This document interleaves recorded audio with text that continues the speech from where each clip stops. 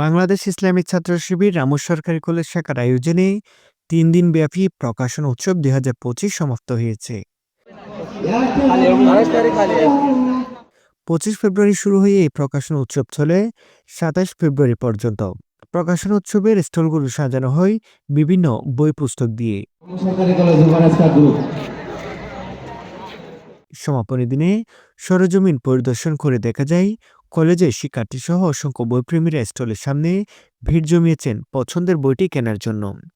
এর আগে গত ২৫ ফেব্রুয়ারি প্রকাশনা উৎসব ২০২৫-এর উদ্বোধন করেন রামু সরকারি কলেজের ভারপ্রাপ্ত অধ্যক্ষ সুপ্রতিম বড়ুয়া।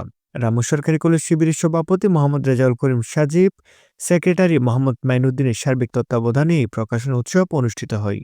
রামু সরকারি কলেজের সাধারণ শিক্ষার্থী এবং শিক্ষক শিক্ষিকা কর্মচারী কর্মকর্তা এবং আমাদের রামু কলেজের আশেপাশে যত সুশীল সমাজ রয়েছেন সকলে আমাদের এসেছেন।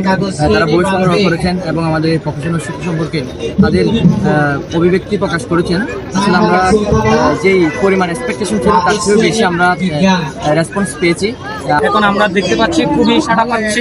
অর্থাৎ আমাদের যে বুথগুলো রয়েছে, শহীদ তাহমিদ সমর্থক বুথ এবং শহীদ ওয়াসিম রিডিং কর্নার, শহীদ আবু সাইদ স্টল থেকে শুরু করে আমরা যে স্টলগুলো করছি এবং নির্মুগ্ধ পানি কর্নার থেকে শুরু করে আমরা সবার প্রতি খুবই সাড়া পাচ্ছি। এবং যে ছাত্র শিবির যে কাজগুলো করেন এগুলো হচ্ছে একটার সাথে একটা ব্যতিক্রমী। অর্থাৎ যেহেতু ছাত্র শিবির ছাত্রদের নিয়ে কাজ করে, ঠিক তেমনি এমন একটা উদ্যোগ যে উদ্যোগ হচ্ছে ছাত্রদের হচ্ছে বইয়ের সাথে সম্পর্ক। পড়তে কেনা ভালোবাসে সবাই বই পড়তে, আর সেই বই যদি হয় ইসলামিক বই কিংবা ধর্মীয় বই তাহলে সেটা তো আর বলা উচিত না। এটা অনেক ভালো একটু আমরা চাই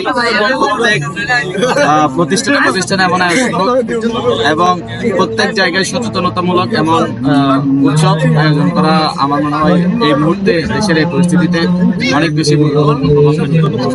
উক্ত প্রকাশনা উৎসবে শহীদ আবু সাইদ স্টল, শহীদ ওয়াসিম রিডিং কর্নার, শহীদ মীর মুগ্ধ পানি কর্নার সহ জুলাই আগস্ট গণ অভ্যুত্থানের বিভিন্ন স্মৃতি তুলে ধরা হয়।